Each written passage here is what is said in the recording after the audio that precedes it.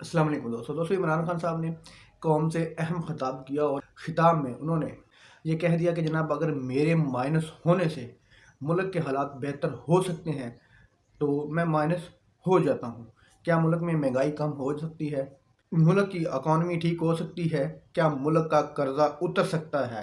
इस मुल्क में करप्शन का खात्मा हो सकता है? तो इमरान खान साहब ने कहा कि अगर ये तमाम चीज़ें हो सकती हैं मेरे माइनस होने से, तो मैं सियासत से हमेशा के लिए माइनस होने के लिए तैयार हूँ।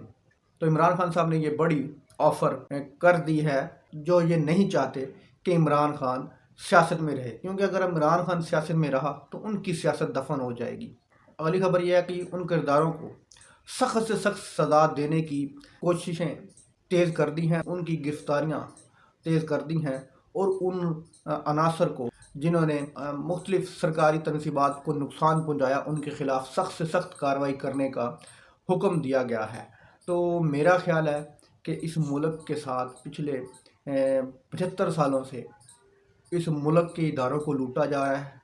इस मुल्क के साथ इस आग लगाने से भी बड़े बड़े काम हो रहे हैं। इस मुल्क को हर इदारा इस मुल्क का लूटा जा रहा है, लेकिन किसी ने कोई एक्शन नहीं लिया। इस मुल्क की गरीब आवाम का हक खाया जा रहा है, लेकिन किसी ने एक्शन नहीं लिया। मेरा ख्याल कि उन लोगों को भी एक्शन लेना चाहिए जो पिछले 75 सालों से सियासत के नाम पर इस मुल्क को लूटने में मसरूफ़ हैं। तो जिन्ना हाउस की बात करते हैं, पूरे मीडिया पर जिन्ना हाउस तो जनाब ये पूरा पाकिस्तान जिन्ना हाउस है। क्या इस पूरे पाकिस्तान के साथ जो ये हशर कर रहे हैं हमारे पॉलिटिशियन, क्या ये गुनाह नहीं है? क्या ये जुर्म नहीं है? मतलब पूरा पाकिस्तान ही जिन्ना हाउस है। तो एक छोटे से जिन्ना हाउस को किसी ने नुकसान पहुंचाया तो इतना गुस्सा आ गया, इतना मोहब्बत जाग गई कायद आज़म की, इतना लोगों को भड़काया जा रहा है कि जिन्ना हाउस। तो जनाब ये पूरा पाकिस्तान जिन्ना हाउस है। इस पाकिस्तान के साथ क्या नहीं किया, आधा पाकिस्तान तोड़ दिया इन सियासतदानों ने। कश्मीर ये सियासतदान ले नहीं सके, तो आपने जिन्ना हाउस का क्या हशर किया है? जो एक्चुअल जिन्ना हाउस है उसका आप हशर क्या कर रहे हैं? आवाम ने उसको नुकसान पहुंचाया, तो जो लोग पिछले 75 सालों से इस मुल्क को नुकसान पहुंचा रहे हैं, इस मुल्क के साथ वो कर रहे हैं जो दुश्मन भी ना करे, क्या वो गुनाह नहीं है? तो उनके लिए क्या सज़ा है?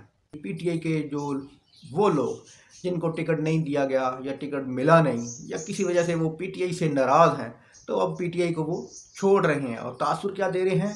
जिन्ना हाउस। ओ भाई, जिस जगह तुम बैठ कर ये प्रेस कॉन्फ्रेंसें कर रहे हो ये भी जिन्ना हाउस है। जिस जगह बैठ कर तुम हुकूमत कर रहे हो वो भी जिन्ना हाउस है। लाहौर जिन्ना हाउस, पंजाब जिन्ना हाउस, केपीके जिन्ना हाउस, कराची जिन्ना हाउस, सिंध, बलोचिस्तान, इस्लामाबाद, पूरा पाकिस्तान जिन्ना हाउस है।